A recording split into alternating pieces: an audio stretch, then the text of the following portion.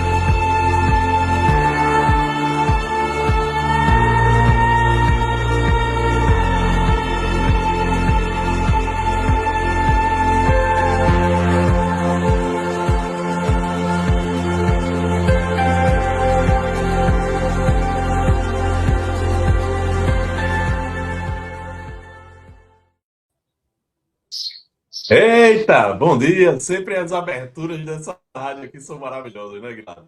Eu acho fantástico assim, a produção que a Web Rádio Estação da Luz faz.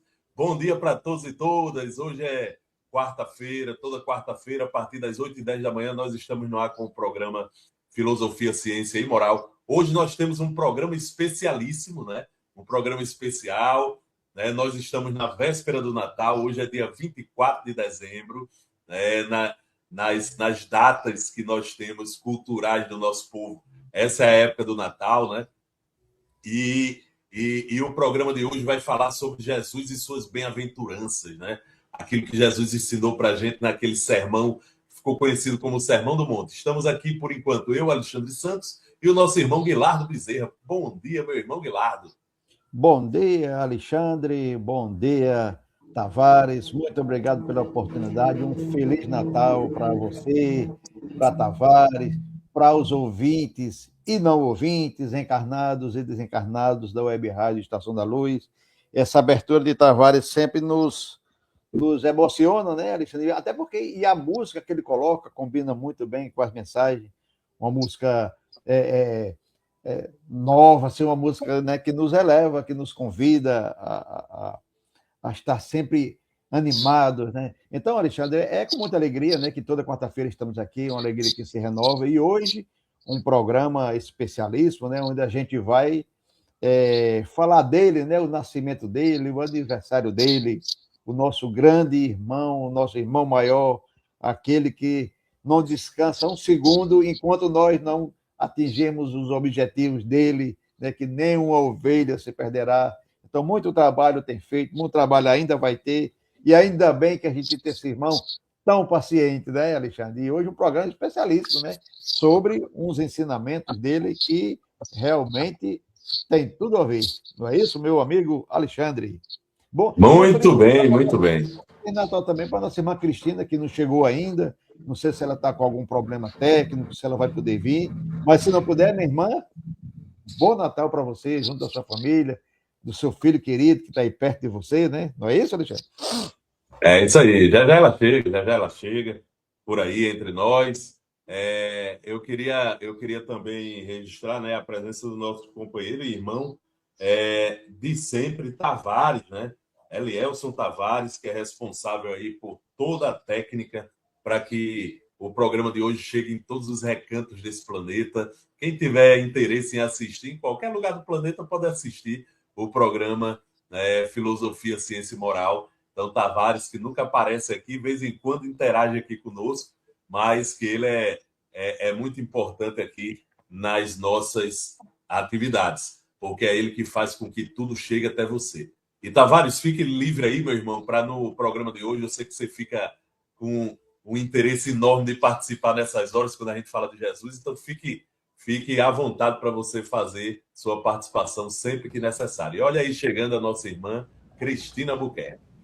Oi, bom dia. Bom dia, Cristina. A mulher chegou, a gente apareceu. Eu só quero dizer uma coisa, que essa abertura foi feita pela nossa irmã Euridice Santini, que é brasileira e mora em Portugal, e aí o crédito é dela, tá entendendo? Ô, meu amigo, maravilha. Ela sempre faz no final do ano, a gente sempre agradece. Como é o nome dela? Repita aí de novo. É Euridice Santini. Ela tem 3 programas aqui na rádio, um sobre epístolas, um sobre Paulo Estevão e o Evangelho por Emmanuel, né? Então, o pessoal de Portugal aqui faz programa com a gente, tá certo, meu irmão? Legal. Cristina, bem-vinda, Cristina. Bom dia, bom dia a todos.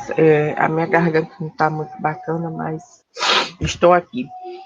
Então, bom dia, minha irmã. Alegria, principalmente, né, nesse dia que é todo especial, a gente passamos todo o ano pensando nessa data, nos preparando para esse momento, e hoje, realmente, as grandes confraternizações de todas as famílias, todos os lugares, mas principalmente o nosso coração, né? O nosso pensamento está ligado ao alto, porque tudo que nós temos e fazemos, temos que agradecer a Deus, Pai de infinita bondade, né? Por tudo, porque tudo nós devemos a Ele. Então, que Jesus seja lembrado hoje no coração dos homens, nas confraternizações, nos abraços, que seja realmente lembrado. É uma data importante para toda a humanidade e nós estamos aqui, não poderíamos deixar de falar desse Espírito grandioso que esteve aqui conosco e nós não compreendemos. Não é isso, Guilherme? Exatamente. E já que você passou a palavra para mim, né, eu vou começar porque eu estou com o exórdio, né, vou fazer a nossa leitura inicial, né, antes da prece. E hoje, como não poderia... Guilardo, oi. Eu só queria avisar, meu amigo, que hoje nós não vamos fazer o Evangelho, porque o Evangelho é o próprio tema do programa, tá? Vai lá. Perfeitamente, perfeitamente.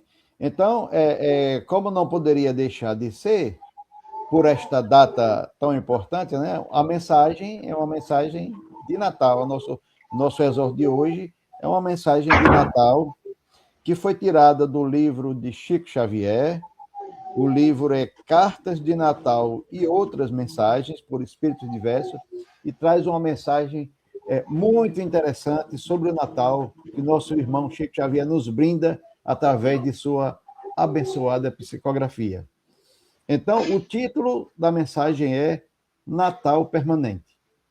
E ela diz o seguinte: Natal permanente é Jesus em nossa estrada, sem a manjedoura da incompreensão, sem a noite do desânimo, sem a manhã da ingratidão. Natal permanente é nossa mente sendo uma manjedoura viva, onde o Cristo renasce, em nossa redenção dia a dia, minuto a minuto. Natal é o pão nosso de cada dia, repartido com o irmão que tem fome. Natal é a palavra amiga que enxuga o pranto da dor. Natal é o sorriso que ilumina o caminho dos que caminham nas trevas. Natal é a mão que se estende ao caído. Natal é o perdão que se oferece ao ofensor. Natal é a paciência que se conquista no serviço ao próximo. Natal é a renúncia que se eleva aos céus em forma de prece e sacrifício. Natal é humildade que se curva ante a grandeza de Deus. Natal é a fé que transporta montanhas de dificuldades. Natal é a esperança que clareia os passos nos desertos da vida. Natal é a caridade que abraça a humanidade inteira. Natal é a bondade que se espalha como perfume de luz. Natal permanente é o amor que aquece os corações, unindo-os no mesmo sentimento de fraternidade universal. Natal é sempre que abrimos o coração a deixarmos Jesus entrar. Que o Natal dure para sempre em nossos corações. Então, vou fazer só um comentário do seguinte, que o título da mensagem é Natal Permanente. Então, Natal Permanente é, para mim, a prática contínua dos ensinamentos do Cristo, dia a dia nos nossos corações. É isso. Muito bem, meu amigo. Agora Então, vamos fazer nossa prece com nossa irmã Cristina. sim. E nesse momento não poderia deixar de fazer a prece de Maria Dolores.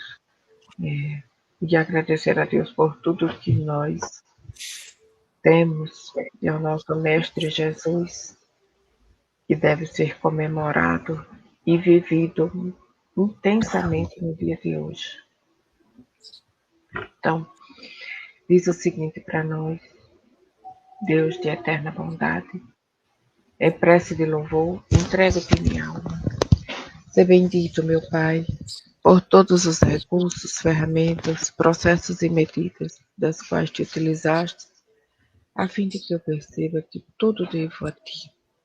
Agradeço-te, pois, o tesouro da vida, a presença do amor, a constância do tempo, o sustento da fé, o calor da esperança que me acena o porvir, o santo privilégio de servir, o pensamento reto que me faz discernir o que é mal e o que é bem, na clara obrigação de nunca desprezar ou de ferir alguém. Agradeço-te ainda a visão das estrelas, a esmaltarem de glória o lar celeste, as flores do caminho, os braços que me amparam e os gestos de carinho dos corações queridos que me deste. Por tudo te agradeço, e quando te aprouver, despojar-me dos bens com que me exaltas, ensina-me, Senhor, a devolver tudo que me emprestaste. Mas por piedade, ó Pai, deixa-me em tudo, por apoio e dever, a bênção de aceitar e o dom de compreender. Nos orienta, Senhor, no trabalho dessa manhã e afasta de nós tudo aquilo que possa nos induzir ao erro, mas que acima de tudo seja feito segundo a vossa vontade. Que assim seja. Que assim seja, minha irmã. Pessoal, é o seguinte, eu tenho aqui uma proposta para fazer, e aí a gente vai, obviamente, falando aí ao longo do programa. Nós temos um programa especial hoje, como a gente já anunciou para os nossos ouvintes, como hoje é véspera de Natal, dia 24 de dezembro, né? Você já deu para notar aí nas falas dos nossos irmãos, na escolha da leitura do nosso irmão Guilardo, na fala da nossa irmã Cristina, na prece que ela fez para a gente. Então, nós temos essa missão de falar hoje sobre Jesus. E falar sobre Jesus não seria... não teria homenagem melhor para a gente fazer a Jesus do que numa rádio espírita a gente trazer aqui os seus ensinamentos para a humanidade. E aqueles ensinamentos mais significativos, aqueles que estão ali no Sermão da Montanha. Por isso que a gente escolheu as bem-aventuranças de Jesus para falar nesse programa de hoje. Mas aí eu queria combinar com os meus amigos aqui de bancada para que a gente falasse sobre esse assunto, não só hoje, como também no próximo programa, que é o programa que lida logo com o que vai lidar com o Ano Novo, né? vamos estar aqui, se eu não me engano, no último dia do ano, reunidos aqui num programa. Então, o que é que a gente faz? Começa a falar das bem-aventuranças hoje e termina lá, tá? Porque não dá para falar tudo em um programa só, não. Tá bom? Pode ser assim, pessoal? Sim. Perfeitamente. Só que, Alexandre, para me ajudar, eu tenho que passar para Tavares depois o título do programa. Como ficaria assim Seria só o ano novo mesmo, o programa de ano novo? O mesmo, mas bem-aventuranças de Jesus, continuação, tá? Tá certo, pronto. O mesmo. Beleza. E até porque vocês vão perceber hoje o seguinte, como é que eu queria trabalhar aqui a questão das bem-aventuranças. Meu amigo Guilherme, minha amiga Cristina. Tem uma proposta trazida pelo irmão Haroldo Dutra Dias, que é vamos dizer assim, uma tradução do evangelho que ele fez, tá? Então ele tem uma versão do evangelho. É na versão dele, Guilherme, que eu vou fazer a leitura das bem-aventuranças. Pronto, você está com ela aí também, né? É nessa versão que a gente vai fazer a leitura das bem-aventuranças. Porque o nosso irmão, ele faz uma leitura muito legal. Agora, eu estou aqui também, Guilherme, com uma leitura que é feita de uma tradução dos escritos em aramaico, né? Que os budistas, aliás, os budistas não, deixa eu ver aqui. Essa é a Bíblia que eu utilizo, né? Que os monges fizeram, né? Eles traduziram dos originais em grego, em hebraico e em aramaico. Então eu tenho aqui uma leitura bem, vamos dizer assim, bem próxima daquela leitura que se encontrava nos originais, né? Nos originais. Então a gente vai fazendo essas duas leituras aqui para ir entendendo, né, tudo que Jesus trouxe nessas bem-aventuranças. Mas para a gente poder falar e colocar historicamente a situação, é preciso que a gente lembre, Jesus já era bem conhecido, tá? Os seus feitos já saíam de boca em boca, de orelha em orelha, né, sendo falado por todos os cantos. Né? Naquela época, nós tínhamos, na região onde Jesus vivia, uma situação de violência política, né? em que os judeus eles eram dominados politicamente por um outro povo, que eram os romanos, né? Então nós tínhamos o Império Romano ali atuando diretamente naquela região onde Jesus estava. Aquilo causava na população judaica, né? Dos judeus naquela época, aquilo causava o quê? Meu amigo Guilherme, minha amiga Cristina, meu amigo e minha amiga ouvinte, trazia uma situação de muita revolta com os dominadores, né? Os judeus não aceitavam. O judeu sempre foi um pouco muito correto, né? De aceitar a coisa certa da forma como tem que ser. Eles não aceitam a dominação de um outro povo. O povo judeu nunca viu com bons olhos, nenhum povo vê, né, com bons olhos a dominação de um outro povo. Então, o povo judeu, naquela época, o povão mesmo que eu estou falando, eles tinham raiva disso.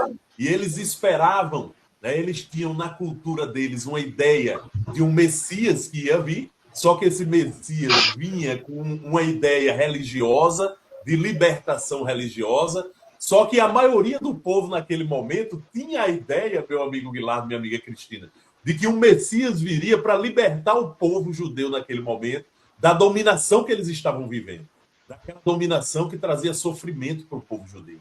Então, naquele momento, a grande expectativa daquele povo que estava seguindo Jesus eram duas.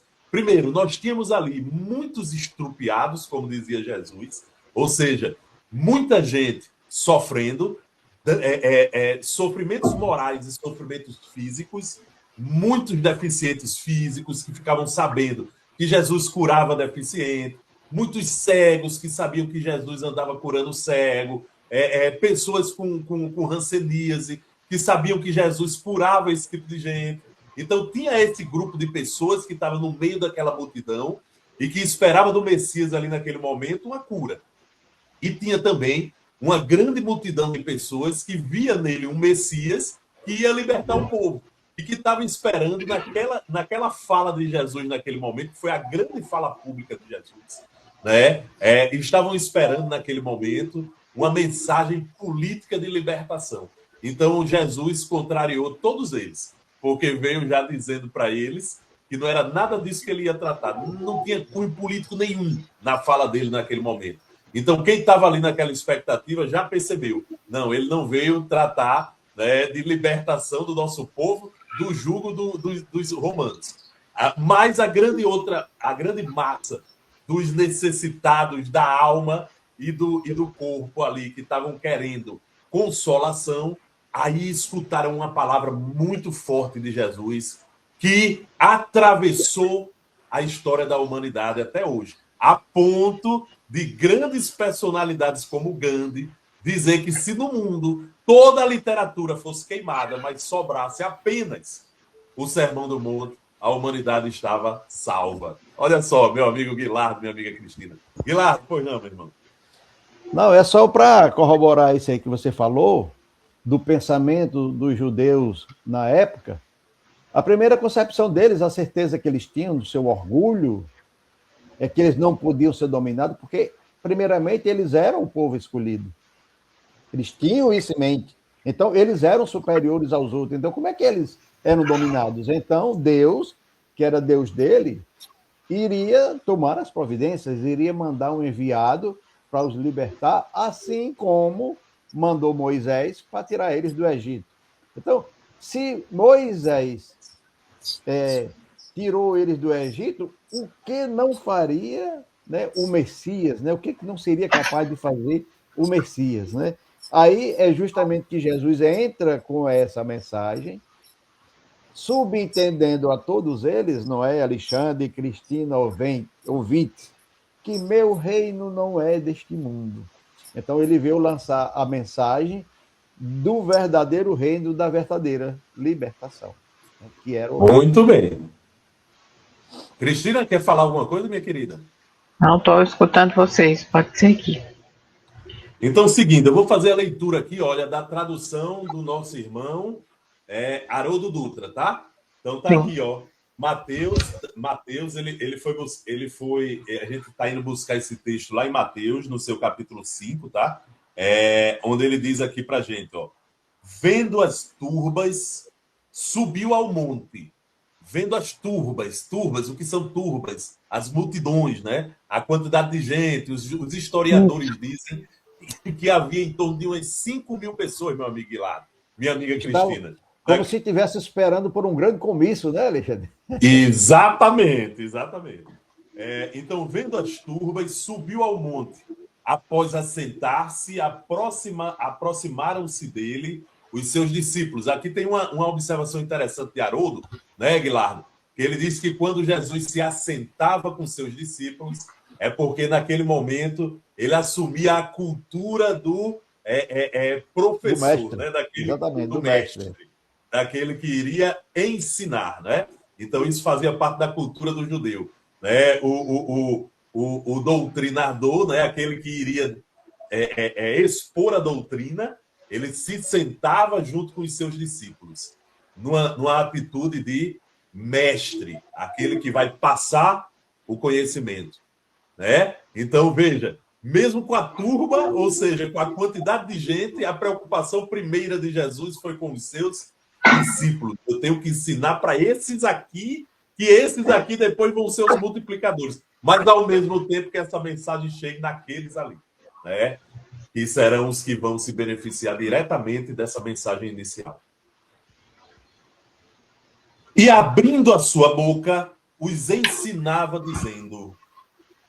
Aí vem a primeira bem-aventurança. Bem-aventurados os pobres em espírito, porque deles é o reino dos céus. Eu vou ler tudo, tá? Aí depois a gente vai falando aos poucos. Pronto, fica melhor. Bem-aventurados os aflitos, porque eles serão consolados. Bem-aventurados os mansos, porque eles herdarão a terra. Bem-aventurados os que têm fome e sede de justiça, porque eles serão saciados. Bem-aventurados os misericordiosos, porque eles receberão misericórdia. Bem-aventurados os limpos de coração, porque eles verão a Deus. Bem-aventurados os pacificadores, porque eles serão chamados filhos de Deus. Bem-aventurados os perseguidos por causa da justiça, porque deles é o reino dos céus. Bem-aventurados sois vós, quando vos injuriarem e perseguirem, e mentindo disserem todo mal contra vós por causa de mim. Alegrai-vos e regozijai-vos, porque é grande a vossa recompensa nos céus, pois assim perseguiram os profetas anteriores a vós. Antes de fazer aqui qualquer comentário, eu queria pedir a licença para fazer a leitura agora nesta versão aqui dos monges que fizeram a tradução diretamente do aramaico, do hebraico e do grego, a depender do texto que eles estavam vendo. Então, Sermão da Montanha, as bem-aventuranças. Vendo aquelas multidões, Jesus subiu a montanha, sentou-se e seus discípulos aproximaram-se dele. Então abriu a boca e lhes ensinava, dizendo: Bem-aventurados os que têm um coração de pobre, porque deles é o reino dos céus. Bem-aventurados os que choram, porque serão consolados. Bem-aventurados os mansos, porque possuirão a terra. Bem-aventurados os que têm fome e sede de justiça, porque serão saciados. Bem-aventurados os misericordiosos, porque alcançarão misericórdia. Bem-aventurados os puros de coração, porque verão Deus. Bem-aventurados os pacíficos, porque serão chamados filhos de Deus.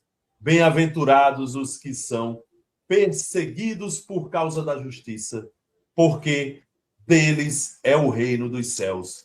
Bem-aventurados sereis quando vos caluniarem, quando vos perseguirem e disserem falsamente todo mal contra vós por causa de mim. Alegrai-vos e exultai-vos, porque será grande a vossa recompensa nos céus, pois assim perseguiram os profetas que vieram antes de vós. Algumas mudanças muito pequenas nesses dois textos, né? Mas que retratam aí muito bem a ideia que Jesus quis passar. Então eu vou iniciar aqui uma fala bem rápida para passar logo para vocês. Primeiro, no contexto daquilo que a gente já vinha dizendo, né? Vinha uma multidão. Qual era a expectativa dessa multidão? Os estrupiados que estavam ali no meio queriam consolo, cura, né? Era o que eles queriam. Porque ouviram que Jesus fazia isso com os outros. Aqueles que tinham a expectativa de ouvir um Messias que ia libertar o povo judeu do crivo do Império Romano, se decepcionaram, mas tiveram a oportunidade de ouvir uma das maiores lições que a humanidade já recebeu até hoje.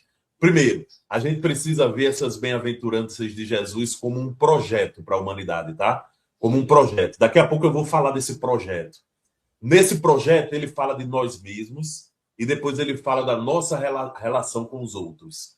Primeiro, ele fala de nós mesmos. E ele diz o quê? Como disse Guilardo, para aquele povo extremamente, né, que a gente sabe que é uma marca do povo judeu, né? Extremamente orgulhoso, vaidoso, achando que era superior a todos os outros povos, que era o único povo que acreditava num Deus único e por isso era o escolhido de Deus, né? Achavam que era a partir deles que ia vir toda a iluminação da humanidade. Esse povo, revoltado porque estava sendo dominado pelos romanos, queria ouvir de Jesus uma palavra de libertação política também. Mas o que é que Jesus diz? Bem-aventurados os que são pobres de espírito. Pobres de espírito, que significa o quê para os judeus, o pobre de espírito? Humilde. É o contrário do orgulhoso. Então Jesus já bate direto na ferida, meu amigo Guilardo, daquele povo. Já começa por ela. já começa na ferida mais grave que aquele povo tinha, que era o orgulho. Dizendo, ei, bem-aventurados, felizes serão, né, aqueles que são humildes, aqueles que, né, ao contrário dos orgulhosos, conseguem perceber a sua pequenez, conseguem perceber que são, né, imperfeitos, conseguem perceber seus problemas. Jesus falava para aqueles, meu amigo Guilherme, minha amiga Cristina, que já estão prontos para a mudança. Porque quando a gente tem a predisposição de ser humilde, a gente dá o primeiro passo para a nossa mudança espiritual. Já perceberam isso? Porque quando a gente é orgulhoso, a gente não percebe nem nossos erros, Cristina. Nem nossos erros a gente percebe. A gente vai errando e achando que está certo. A gente vai errando e achando que é perfeito. Né? Aí, quando a gente tem um pouco de humildade, a gente diz, opa, eu não sou nada perfeito. Eu faço muita besteira, eu erro demais, eu atinjo as pessoas com o meu erro, as pessoas sofrem consequências com isso, e eu não estava vendo isso porque eu era orgulhoso. Mas agora que eu sou mais humilde, eu estou vendo. Então, o humilde, ele está em condições, primeiro, de perceber seus erros, seus desenganos, seus desacertos, e mudar a rota da vida, Cristina. Então é para esses inicialmente que Jesus fala. Bem-aventurados, vocês serão felizes, continue assim, sendo humilde, reconhecendo seus erros, observando, tendo humildade diante da situação que você não pode mudar. Tem romano aqui que tá nos dominando, eu posso mudar isso? Agora não, eu não posso. Então o que é que eu vou fazer? Ser humilde o suficiente para compreender o que é que Deus quer com isso. Né? Com essa experiência que eu passo, o que é que ele quer que eu aprenda com isso. Então, a partir daí, eu aprendo, a partir daí eu me modifico, a partir daí eu estou pronto para chegar mais perto de Deus. Cristina Aguilar. Microfone, minha irmã. Desculpa. Isso mesmo, Alexandre. É muito viva todas as palavras de Jesus ainda para nós, quando a gente lê o Evangelho, principalmente esse texto, né, das bem-aventuranças, né, do Sermão do Monte, ele é muito vivo quando a gente faz essa mentalização com relação a essas palavras. Parece que nós ouvimos Jesus falando para aquela multidão o que deveria ser ensinado de fato. E nós percebemos que muitas vezes, ao longo de toda a história, de todo o tempo, mesmo daqueles que conviveram diretamente com Jesus, eles tinham dúvidas, eles não sabiam o que ia acontecer no momento seguinte, eles ficavam tentando entender o que Jesus falava, da forma como ele falava, porque, como você bem colocou, a orientação do Evangelho, né, a orientação que os judeus passavam em seus escritos, em suas reuniões, era um Evangelho rigoroso, era uma lei rigorosa de um Deus que punia, de um Deus que tinha que cumprir aquelas determinações, e era muito mais importante cumprir a lei do que vivenciar a lei. E Jesus foi esse marco para todos, né? Onde ele simplesmente chegou do mesmo jeito que ele falava para os pobres de coração e foi levando aquela mensagem a todos, fazendo compreender e ter esperança diante de toda aquela situação, de toda aquela opressão em que eles viviam e que muitas vezes eram criticados pelo seu modo de vida. E mesmo no nosso evangelho, né, segundo o Espiritismo, tem um texto que diz para que nós possamos viver de acordo com o nosso tempo. Então, mesmo que aquele tempo fosse um tempo duro, de muita opressão, de muita exigência, de altos impostos, para ter que estar pagando, era para eles viverem de acordo com o tempo deles, obedecer aquela lei, não ir de encontro, né? Ter humildade e compreender que era necessário que fosse daquela forma. Mas ele falou, como com essa segunda fala que você fez com relação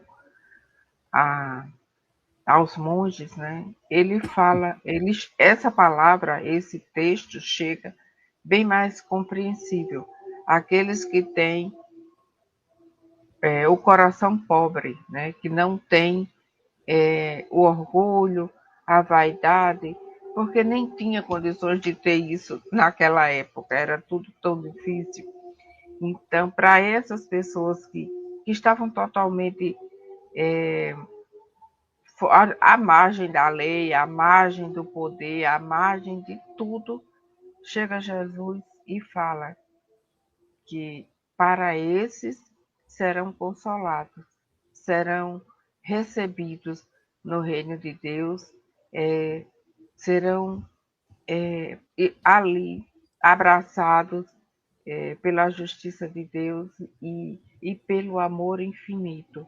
E ele, o representante direto, vinha trazer essa palavra viva ao coração daquelas pessoas. E como nós sabemos, no nosso tempo de hoje, mesmo com todo conhecimento, com todo entendimento que as pessoas têm com relação ao Evangelho e às palavras de Jesus, o povo ainda é muito sedento, tem muita sede da verdadeira palavra, da verdadeira intenção, daquela que fale o coração. E se a gente voltar a nossa lembrança a um tempo muito curto aqui para nós, o tempo de vida de Chico Xavier, nós sabemos, né, que quando todos os dias de trabalho, ele tinha uma multidão a esperar, a querer ouvir, a querer perceber, a querer estar perto, porque só em estar perto dele já se sentia bem, já se sentia como se a bondade, como se o amor realmente em ação dominasse aquele ambiente e já abastecia de fé, de esperança o coração daquelas pessoas. Imagine estar no mesmo ambiente com Jesus. Como se sentia aquelas pessoas? Então, a notícia se espalhou rapidamente, se espalhava entre os povos, e eles vinham de grandes caminhadas, né, para estar ali, para se alimentar da palavra, da esperança e da energia que aquele homem distribuía ali para todos. Então, foi um marco realmente para todos nós, para toda a humanidade. E quando a gente para e começa a ler esse texto e refletir sobre cada ponto que foi dito, o que significava e o que ele queria dizer para aquele povo naquela época, é grandioso. Que a nossa mente não consegue alcançar inteiramente o que significa tudo isso. Então, viva de acordo com o seu tempo, não lute, não batalhe, aceite, seja humilde e faça o melhor que você puder. Ame, perdoe, ajude, compartilhe e seja manso. Não seja violento, né? Então, tudo isso que Jesus colocou para aquele povo naquela época foi muito importante.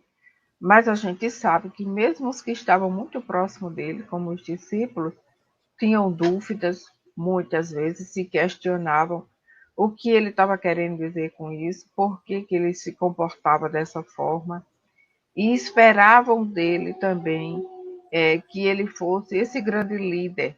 Mas ele começou a dizer: meu reino não é deste mundo.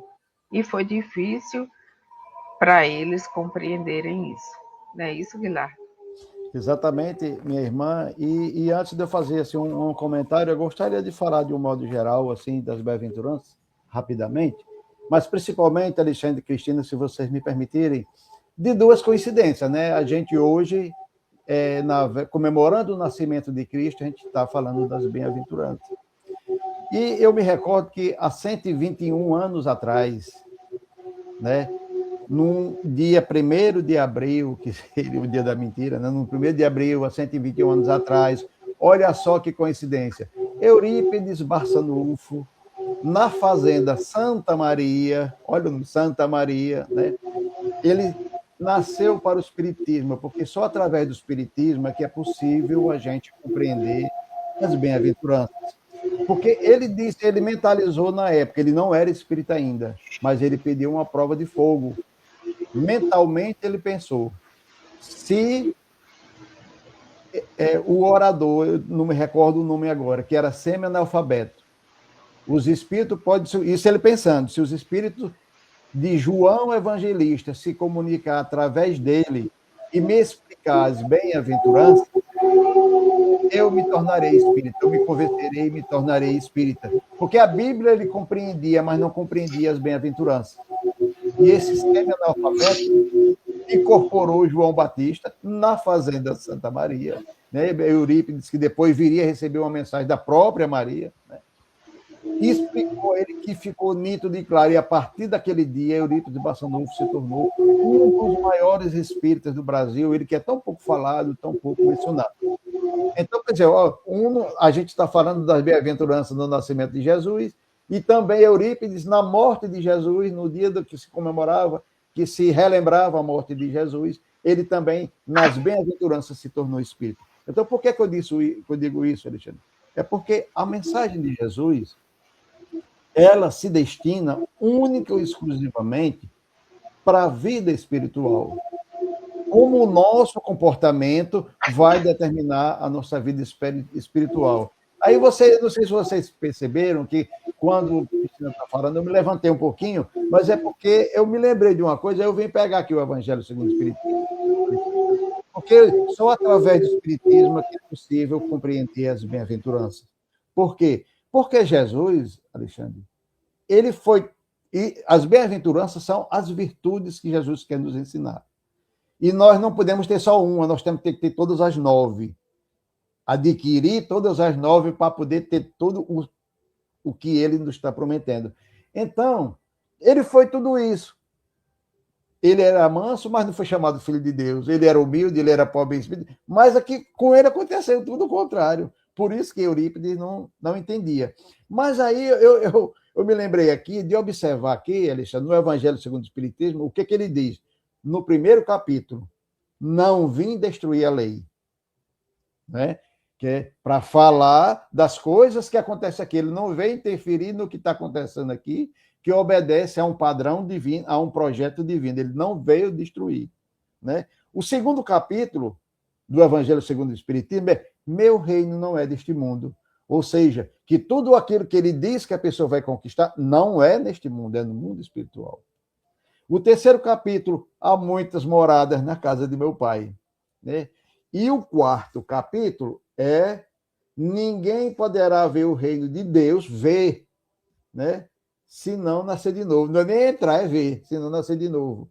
Aí ele entra nas bem-aventuranças, que é o capítulo 5. Então, é para mostrar que a gente precisa compreender primeiro esses 4 processos para poder entender as bem-aventuranças. Porque quando ele diz, não é, Alexandre, aqui no seu primeiro, bem-aventurados, cadê? Bem-aventurados os pobres em espírito, porque deles é o reino dos céus. Né? Mas esse reino dos céus não é aqui na Terra. Então, para que eu tenha essa oportunidade de fazer parte, né, deles, dos pobres em espírito, eu não posso, eu tenho que ter a primeira característica que Jesus veio nos ensinar como primordial, a humildade. A gente tem que ter humildade. Por isso que a primeira bem-aventurança, felizes serão no reino dos céus aqueles que forem humildes, que forem simples, que não tiverem apego, que não derem mais importância às coisas do mundo material do que às coisas do mundo espiritual, né? Então, tudo que a gente fizer tem que se pautar nisso. Então, os pobres de espírito serão aqueles humildes, aqueles que compreendem o ensinamento de Jesus, que ninguém é mais importante do que ninguém, que eu tenho que amar o próximo como a mim mesmo, ou seja, ele tem que ser, eu sou igual a ele, quando eu olho para ele, é como se eu estivesse no espelho, como se eu estivesse vendo a mim mesmo. Então, basicamente, assim, no meu entendimento, o que ele quer dizer com esse pobres em espírito, né? Aqueles que não têm orgulho, que não têm vaidade, que dão importância única e exclusivamente às coisas que nos elevam no plano espiritual. Alexandre. Muito bem. Eu queria ressaltar aqui o seguinte, essa mensagem que está no chat privado aqui, que eu queria depois que Tavares colocasse aí para gente, são 3 mensagens que vêm ela está assinada aí, Maria Cícera Brasília. Eu vou explicar para vocês. Maria Cícera é uma funcionária nossa lá de Brasília, de uma federação que eu sou coordenador geral. E ela, nas horas vagas, ela trabalha como empregada doméstica lá como faxineira, lá em Brasília, né, na casa de uma ex-patroa dela, que é uma juíza de direito, né, e ela está lá agora na casa dessa juíza. E ela assiste os nossos programas sempre, né, que ela é espírita, e a ex-patroa dela também é espírita, né? Então as duas, quando ela está lá, as duas assistem o programa da gente. E ela mandou no privado para mim aqui essas mensagens, que na verdade é da patroa dela lá, que é essa juíza, que está assistindo o programa, e ela adora as bem-aventuranças, segundo ela, e ela colocou essas mensagens aí para a gente. Ó. Primeira, mensagem recebida por Zap. Ó.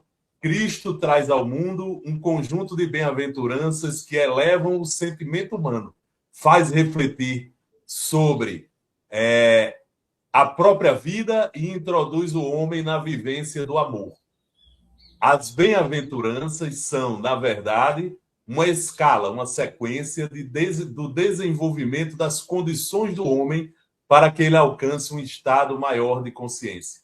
As bem-aventuranças promovem uma proposta de mudança da criatura. Olha só que coisa interessante, né? Como o Espiritismo atinge todas as classes sociais ao mesmo tempo, como Jesus atinge todas as classes sociais ao mesmo tempo que nós, espíritas, estamos aqui divulgando as bem-aventuranças de Jesus, aqui em Natal, lá em Brasília, está uma irmã nossa, muito humilde, que ela sabe que eu posso falar isso, porque ela sabe disso, que eu posso falar, né? Junto com uma outra que é considerada uma pessoa de poder, né, na sociedade, que é uma juíza de direito, todos tendo o mesmo entendimento sobre Jesus. Olha que coisa interessante, como Jesus é importante na vida da gente, meu amigo Guilherme. E aí, eu queria concordar com os comentários que foram feitos, que realmente eu entendo também que essas bem-aventuranças, assim como Guilherme nos explicou muito bem, elas nos introduzem em virtudes fundamentais para que a gente, no mundo espiritual, lembre, quando Jesus fala reino dos céus, ele está falando do mundo espiritual, tá? Que tem muitas moradas, como ele mesmo já falou, lá no mundo espiritual. Mas quando ele fala do reino especificamente dos céus, ele está falando da morada dos espíritos puros. A morada dos espíritos que já chegaram, que já se livraram das suas imperfeições. E agora vivem em lugares melhores. Então, o que acontece? Para a gente chegar até lá onde eles estão, ou seja, para que a gente seja espírito puro como eles, a gente precisa seguir uma sequência de atividades na nossa vida que vai mudar o nosso espírito, de dentro para fora, que vai tirar de dentro dele aquilo que nos afasta de Deus. O que é que nos afasta de Deus? O orgulho, a violência, tudo isso nos afasta de Deus. O egoísmo, a concupiscência, né? O vício, Todas essas coisas são coisas do mundo, gente. As coisas do mundo, quando a gente se apega a elas, elas nos afastam de Deus, embora o mundo seja de Deus. Embora o mundo seja uma expressão criada por Deus. Mas a vida na matéria, a vida no mundo, é diferente na vida no mundo espiritual, gente. O mundo espiritual é a nossa vida verdadeira. Porque nós somos espíritos. Estamos na matéria? Estamos. Temos que nos preocupar com as coisas da matéria? Claro que nós estamos nela, né? Mas nós não somos daqui, pessoal. É bom que a gente saiba disso. Nós não somos originariamente daqui. Nós somos exatamente deste mundo que Jesus fala. É por isso que Jesus fala diretamente desse mundo, que é para onde a gente vai voltar. É de onde a gente vem e para onde a gente vai voltar. Por isso que o mundo na matéria que é transitório, para Jesus também é transitório. Ele quer atingir a nossa consciência no que ela entende do fora daqui, além daqui, de para onde a gente vai. É por isso que Jesus diz, trabalha a tua humildade. Começa por aí.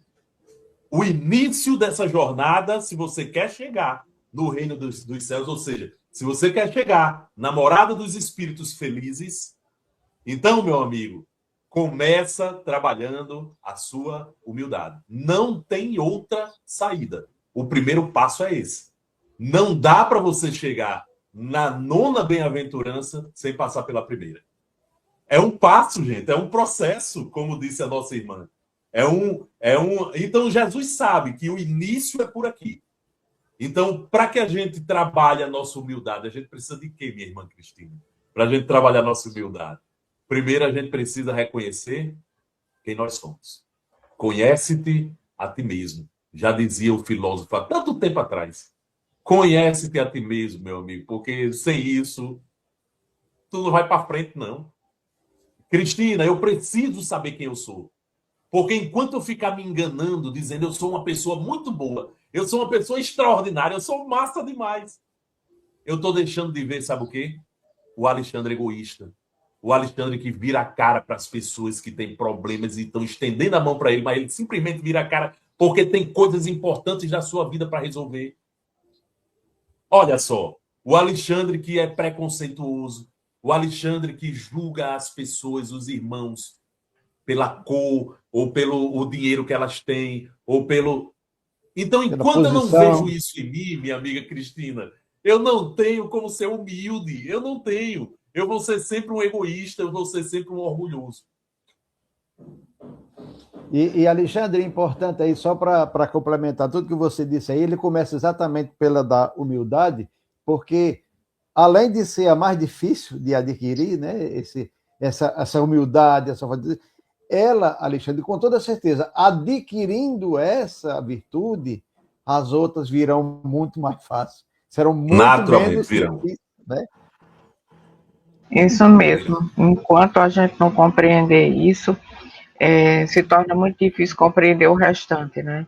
E é muito interessante naquele momento que a mãe de Tiago e João, né, pede para... Sim, Cristina. Eu estava lembrando disso, pede para isso, colocar que um se sente à direita e que outro se sente à esquerda no reino de Deus, né? Lá no trono dele, diante do trono de Deus, e quando Jesus estiver junto lá, e ele diz que eles não são, que eles não compreendem aquilo que está sendo pedido, e que quem quiser ser o primeiro no reino de Deus, que seja o último, que seja humilde, que seja puro de coração. Então, é muito interessante essa fala, porque quando a gente quer, parece que faz parte do que nós somos ainda. Quando a gente quer conseguir alguma coisa, a gente deixa de se importar com o outro e a gente só deseja conseguir alcançar aquela meta, mas a gente não pensa no outro, em elevar o outro, e sim pelo seu sucesso. E ali ele coloca: aquele que quiser ser o primeiro, que seja o último, que tenha humildade. Então é muito interessante esse momento que a gente percebe claramente que eles não sabem o que estão pedindo, não sabem o significado real daquilo. E é como a Alexandre falou, enquanto eu não reconheço isso em mim, a humildade não começa a se processar. Eu não consigo avançar, como diz Guilherme, porque a primeira parte tem que ser essa, para depois eu alcançar. E ele exemplificou muito bem, como a gente está num programa de Natal, começando pelo local que ele escolheu para nascer, né? Um local humilde, simples, no estábulo, né? Onde só tinha pessoas simples, humildes, ao redor tinham pastores, animais. Ele nasceu num ambiente de simplicidade, né? Para demonstrar já que ele mesmo, né, já começou a praticar a lição que ele veio ensinar desde a hora que nasceu. Né? O maior de todos entre nós, nasceu sem nada. Sem nada. Nada. Nasceu como o último. Nasceu como o último. E olha só, seguindo nas bem-aventuranças, ele diz, então primeiro ele fala da humildade, da necessidade da humildade, e aí lembre, naquela turba tinha muita gente sofrendo dores da alma, aflitos, sofrendo dores do corpo. Então dizia Jesus, olha, bem-aventurados os aflitos, porque eles serão consolados. Na outra tradução tem bem-aventurados os que choram, porque serão consolados. Então, veja, quando ele diz serão consolados, lembre, ele não está falando aqui, no mundo, na Terra. Ele está falando quando sairmos daqui, quando a gente entrar na vida espiritual, aí esses encontrarão consolo. Veja, ele fala os que choram e, na outra tradução, os aflitos. Jesus sabia que ali tinha muita gente aflita que precisava de uma cura, que precisava de um alívio, mas naquele momento, o que é que ele diz? Naquele momento, ele tenta conscientizar as pessoas que no planeta que nós vivemos, na condição do planeta que a gente vive, o sofrimento é uma condição necessária do crescimento espiritual. Necessária para que você se torne um espírito mais evoluído. Você tem que passar por essa fase. Veja, até pouco tempo nós estávamos na fase da infância, né? Meu amigo Guilherme, minha amiga Cristina, nós estávamos na fase da infância, vivendo um mundo primitivo, onde a gente vivia mais, né, instinto do que sentimento. Aí o homem começa a desenvolver o sentimento, só que misturado e miscuído ainda com o instinto. Naturalmente, isso vai gerar o quê? Muito problema que a gente sai criando por aí. Né? As paixões fazem com que a gente crie guerras, destruição, dominância. A gente acabou de ver um ambiente que Jesus nasceu, uma dominância de um estado sobre outro, de Roma sobre os judeus. Então, o que é que acontece? Nessa época, existia muita violência, meu amigo Guilardo. Era uma época, minha amiga Cristina, de muita tirania, de muito autoritarismo, de muita violência, de muito desamor. É uma época de muito arbítrio. E nesses ambientes, normalmente, vai ter o quê? Muito sofrimento. Muito choro e muito ranger de dentes. Porque esse é um ambiente que nós vamos construindo historicamente em razão das nossas imperfeições. Então, esse momento é um momento de sofrimento. A Terra é um mundo de provas e expiações. Olha só. Isso quer dizer que o espírito primeiro se torna humilde. Uma vez se tornando humilde, meu amigo Guilardo, o que é que acontece? A gente reconhece nossa pequenez. A gente reconhece nossas imperfeições. E a gente reconhece que as nossas imperfeições deixaram marcas. E essas marcas ficam no desgosto que as pessoas têm por nós, daquilo que a gente fez por elas, contra a humanidade, contra a coletividade. E aí, olha, na consciência dos humildes, isso martela, meu amigo Guilardo, minha amiga Cristina. E a consciência diz, ei, vamos reparar isso, bora. E como é que se repara a distribuição do sofrimento? Sofrendo. Não tem outro caminho. Sofrendo. E aí, meu amigo Guilardo, vem Jesus dizer, ei, todos vós que sofrem, tem uma razão esse sofrimento. Esse sofrimento tem uma razão. E a razão, um dia vocês vão entender, vem de vocês mesmo. Foi você que criou o sofrimento. Não é Deus que cria o sofrimento. É o seu desequilíbrio, é a sua imperfeição. Você não já é humilde para reconhecer a imperfeição, o desequilíbrio? Então, seja humilde para assumir responsabilidade. E aí a gente pede para renascer, meu amigo lá. É aquilo que você disse, antes Jesus preparou tudo. Existe a reencarnação. A gente renasce. E a gente renasce pedindo, muitas vezes, o sofrimento reparador que nos alivia, nos livra das imperfeições e nos faz subir um degrauzinho a mais, olha. Então, Jesus veio dizer o que para a gente aí nessa segunda bem-aventurança? Mude sua ideia sobre o sofrimento. Pare de ficar chorando quando sofrer simplesmente sem entender o que está acontecendo. Compreenda que é um processo, que você pediu esse processo em frente. Se dá para fugir do sofrimento com inteligência, fuja dele, porque Deus lhe deu inteligência para isso. Mas se não dá, o que é que você tem que fazer? Olha aquela oração que eu acho fantástica, que é a oração da serenidade, onde a pessoa pede, Senhor, né, me ajuda a reconhecer aquilo que eu posso mudar em mim. Mas quando eu entender que tem coisas que eu não posso mudar, me ajuda a aceitar essas coisas que eu não posso mudar. Me ajuda a aceitar, Senhor. Então é isso que Jesus vem dizer, vem conscientizar. Se você sofre, meu amigo, tem uma razão. Eu posso até aliviar seu sofrimento, mas se você mudar, não mudar seu caráter, se você não mudar seu espírito, daqui a pouco o sofrimento lhe procura de novo, batendo na sua porta, sorrindo, e como dizia Jesus, um invade, você bota para fora. Se você não limpar a casa, voltam 7. Ou seja, a dor volta pior. Guilardo e Cristina. Isso mesmo. Posso? Pode. Eu já comecei. Então, só para dizer, Alexandre, de tudo isso que você falou, quando ele diz bem-aventurados os que choram, aí entra naqueles 4 itens, né, que antes das bem-aventuranças Kardec elencou. Porque o choro, Alexandre, ele começa porque o choro. E esse tipo de choro que ele fala aqui, o choro do arrependimento. Quando você compreende que errou, como é que eu fui capaz de fazer isso? E lá no mundo espiritual, você começa naquela angústia, naquele sofrimento, chorando. Aí chega a espiritualidade e diz: meu amigo, ninguém verá Deus se não nascer de novo. Você terá uma nova oportunidade, você vai reencarnar e vai continuar o seu choro, porque você precisa reparar tudo aquilo que você fez. Você precisa sofrer o que fez os outros sofreram para compreender, não como castigo, para compreender. Então, bem-aventurados os que choram, aqueles que choram pelo arrependimento dos erros que cometeram. Esses serão bem-aventurados, porque já estão no primeiro passo de se recuperar dos erros cometidos. Isso mesmo.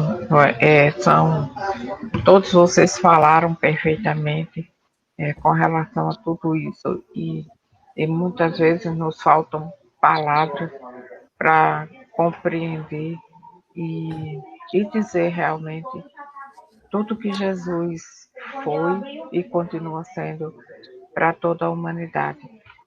Muitas vezes a gente senta para estudar um texto e começa a refletir, se aprofunda tanto naquilo que a gente vê que ainda é tão distante de nós chegarmos naquele ponto, porque tantas outras coisas nos impedem de alcançarmos realmente aquela pureza que Jesus nos convidou a participar.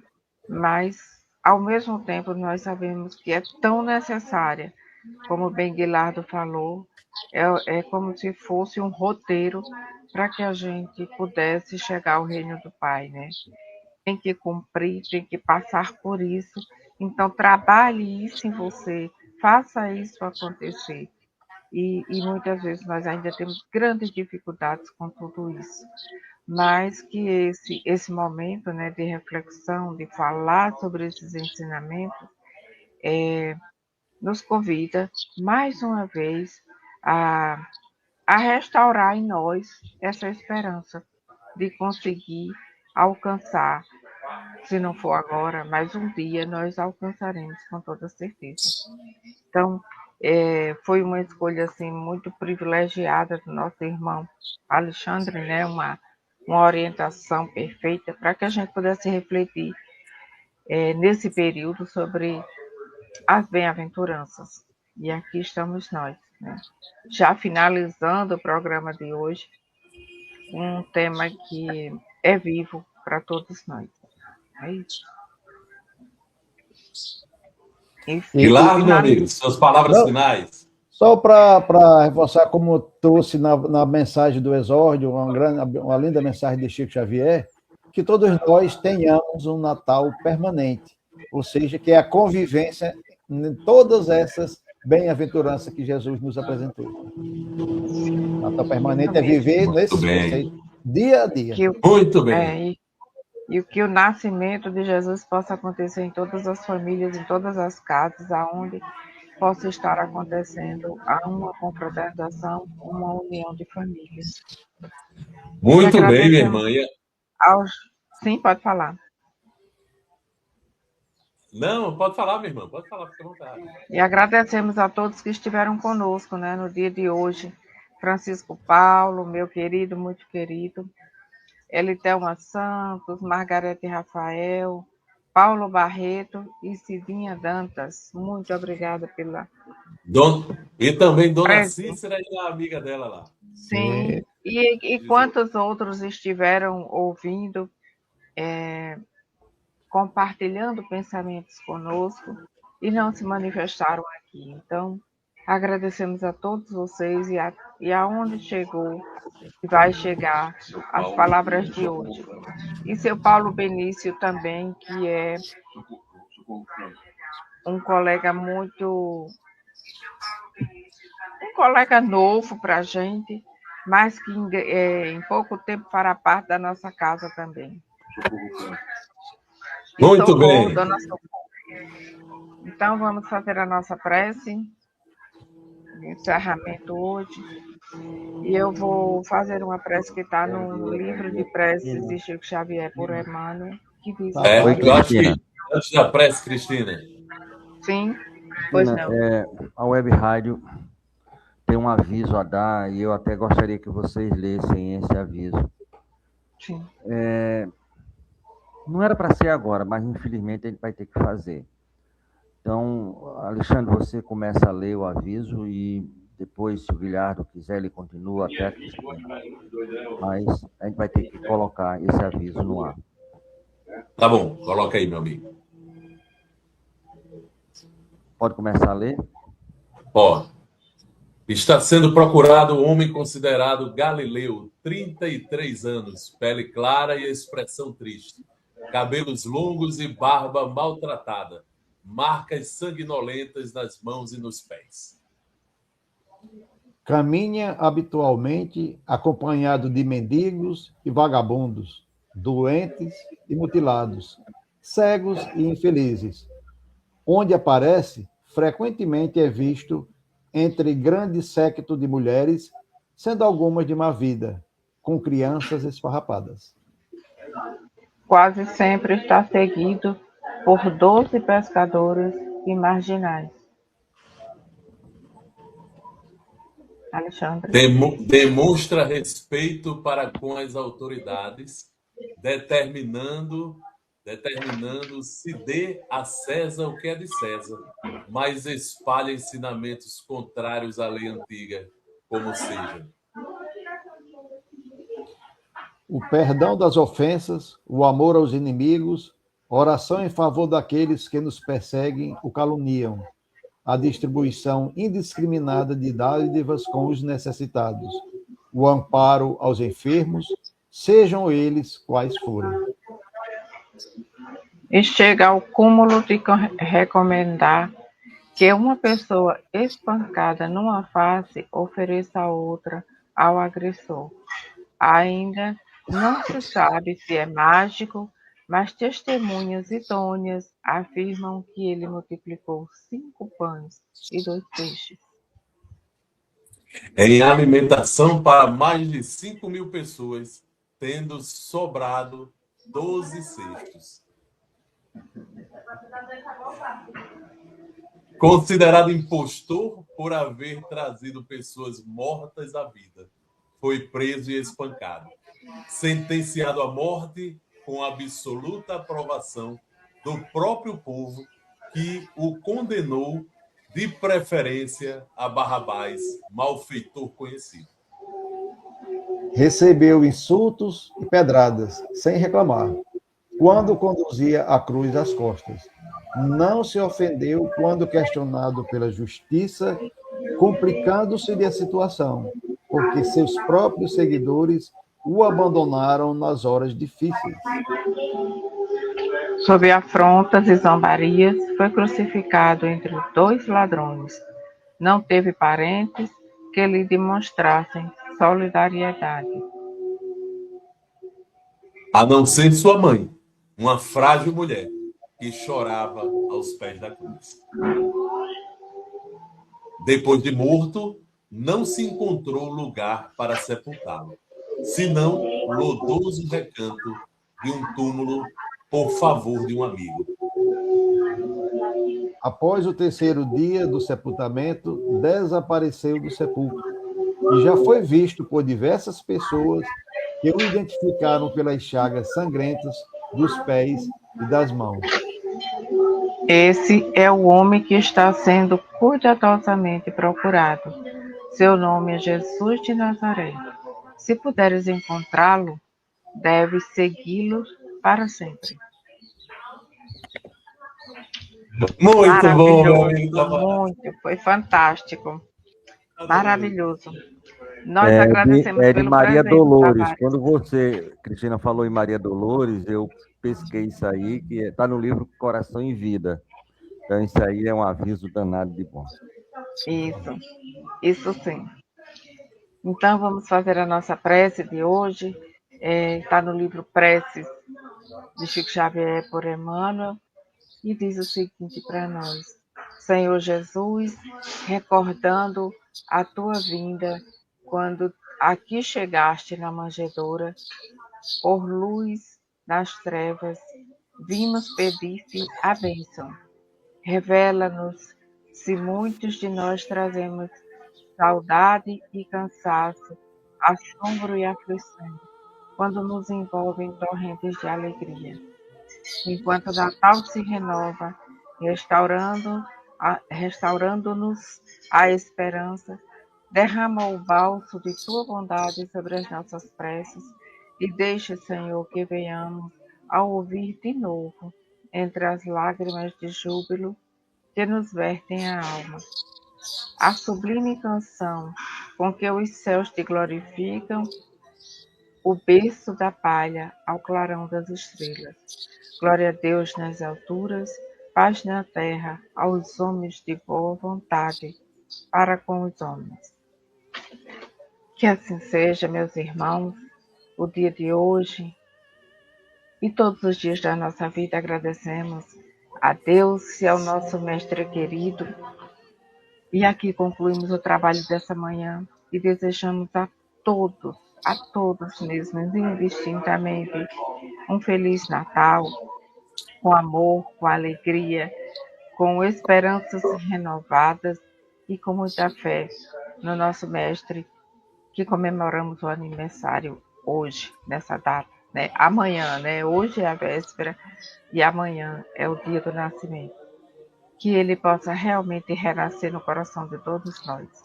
Que assim seja. E já estaremos continuando as bem-aventuranças da próxima quarta-feira. Isso mesmo. Chegamos ao final do nosso programa. Muito obrigado por ter nos acompanhado nesse trabalho e aguardo você na próxima atração.